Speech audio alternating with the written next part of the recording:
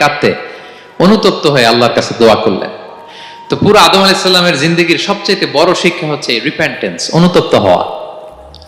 কি হওয়া? অনুতপ্ত হওয়া। আমরা ভুল করব, কুল্লুকুম খাত্তাউন, আমরা সবাই পাপী।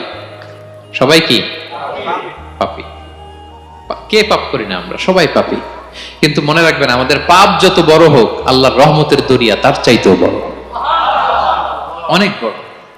তিনি দয়াময়, তিনি মেহেরবান, তার দয়ার শেষ নাই, তার মায়ার শেষ নাই। তার রহমতের দরিয়া যে কত বড় আপনি কল্পনাও করতে পারবেন না।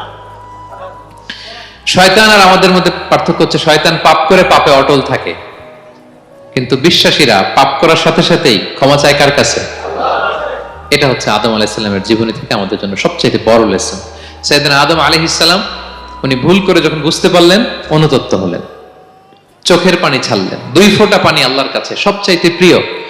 এক হচ্ছে জেহাদের ময়দানে মুজাহিদের গা বেয়ে ঝরে পড়া রক্তের ফোঁটা, 2 হচ্ছে অনুতপ্ত বান্দার চোখের পানির ফোঁটা।